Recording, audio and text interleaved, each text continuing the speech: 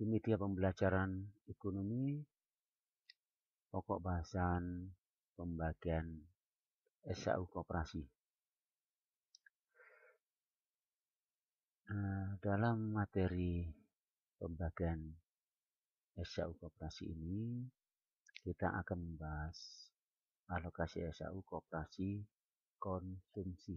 Sebelum kita masuk kepada pembagian alokasi SAU ini, kita perlu tahu SAU itu apa. SAU sama dengan laba usaha koperasi, di mana SAU itu adalah sisa usaha yang diperoleh selama periode tertentu, adalah biasanya 1 tahun, dengan membandingkan seluruh jumlah pendapatan dikurangi semua beban yang dikeluarkan oleh koperasi. Karena koperasi ini adalah koperasi konsumsi, maka pendapatannya yang diperoleh adalah dari penjualan. Sedangkan beban yang dikeluarkan ini adalah semua beban yang dikeluarkan untuk pembelian barang dagang. Adapun SAU dialokasikan sesuai dengan anggaran dasar dan anggaran rumah tangga yang disepakati dalam RAT. SAU biasanya dialokasikan antara lain untuk cadangan, jasa pengurus, jasa simpanan atau jasa modal, jasa pinjaman jika koperasi simpan pinjam, atau juga jasa pembelian jika koperasi di bidang konsumsi. Bisa juga jasa pembelian ini diganti menjadi jasa penjualan. Sama saja, tergantung dari konsep kita nanti. Kemudian untuk dana pendidikan, dana sosial, nah ini tergantung forum RAT susunan ART yang telah disepakati di dalam koperasi tersebut. Nah, selanjutnya, koperasi konsumsi ini apa sih? Itu bila kita tahu bahwa koperasi konsumsi yaitu koperasi yang kegiatan usahanya di bidang jual beli barang konsumsi atau barang dagang tanpa merubah bentuk barang yang diperjualbelikan. Adapun sumber permodalan atau simpanannya berasal dari anggota yang berupa simpanan pokok dan simpanan wajib. Sedangkan pembagian hak kepada anggota berupa hak atas simpanan dan hak atas pembelian. Nah, perhitungannya sebagai berikut. Hak atas anggota ada 2, hak atas simpanan, yaitu berapa simpanan anggota dibagi total simpanan anggota dikalikan jasa simpanan. Sedangkan hak atas pembelian, atau ini hak atas pembelian, maka berapa yang dibeli oleh anggota atau berapa yang dijual oleh koperasi kepada anggota dibagi total penjualan kepada anggota dikalikan jasa penjualan. Nah, jasa simpanan, jasa penjualan itu diperoleh dari mana? Kita mencoba kasus soal seperti ini. Diketahui pendapatan berupa penjualan bersih 50 juta, harga pokok penjualan 35 juta, dan beban usaha 5 juta. Simpanan total anggota yang berupa simpanan pokok 100 juta, simpanan wajib 300 juta, serta jumlah penjualan kepada anggota 50 juta ini dilakukan secara tunai. Adapun alokasi SAU-nya, cadangan 10%, jasa pengurus 15%, jasa simpan 30%, jasa penjualan 40%, dana sosial 5%. Nah, Andi sebagai anggota memiliki simpanan pokok 100.000 dan simpanan wajibnya 300.000. Sedangkan Andi sebagai anggota pernah melakukan pembelian ke koperasi sebesar 1 juta. Untuk itu, berapakah hak Andi dari kasus soal seperti ini?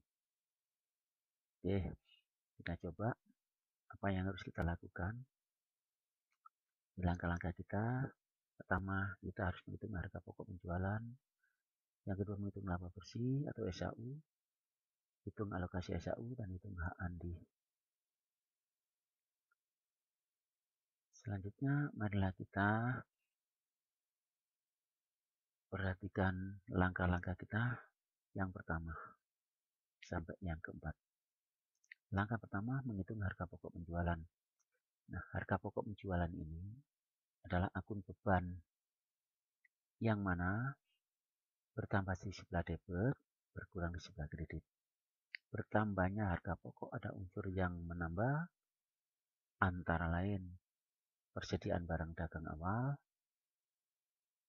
pembelian, beban angkut pembelian.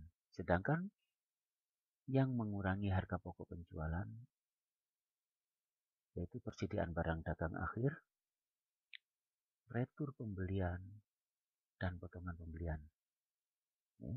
Dari jumlah yang menambah HPP dan jumlah yang mengurangi HPP, kita bandingkan. Nah, selisihnya inilah merupakan jumlah harga pokok penjualan. Atau secara matematis dapat kita terapkan rumus HPP sama dengan persediaan barang dagang awal ditambah pembelian, ditambah beban angkut pembelian, dikurangi persediaan barang dagang, dikurangi retur pembelian, dikurangi potongan pembelian. Karena soal tadi sudah diketahui harga pokok penjualannya, maka secara simpel kita coba menghitung SAU. Nah, untuk menghitung SAU, pertama adalah pendapatan berupa penjualan bersihnya, kemudian dikurangi beban, yaitu harga pokok penjualan. Selisihnya inilah menjadi laba kotor, dan dikurangi lagi beban usaha. Laba kotor dikurangi beban usaha inilah akan ketemu laba bersih atau SAU koperasi. Nah, dari uraian ini kita mengacu pada soal tadi, maka jawabannya adalah sebagai berikut. Nah, penjualan bersih 50 juta, harga pokok penjualan sudah ketemu, kita tidak usah menghitung, sudah ketemu 35 juta, maka selisihnya adalah 15 juta. 15 juta ini merupakan laba kotor. Dari laba kotor dikurangi beban usaha 5 juta, selisihnya adalah 10 juta. Inilah menjadi laba bersih atau disebut juga SAU. Nah, SAU-nya 10 juta inilah akan kita bagi, kita alokasikan, kita berikan kepada hak sesuai dengan ketentuan yang berlaku.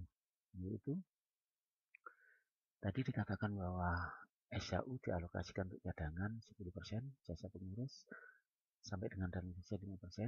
Nah, kita ketahui bahwa SAU-nya 10 juta, maka cadangan sudah ketemu 1 juta dari 10% dikalikan 10 juta, jasa pengurus 15%, ada 1.500.000, jasa simpanan 30%, ketemu 3 juta, jasa penjualan 40% sama dengan 4 juta, dan dana sosial 5%, 500.000 rupiah, jumlah keseluruhan 10 juta rupiah.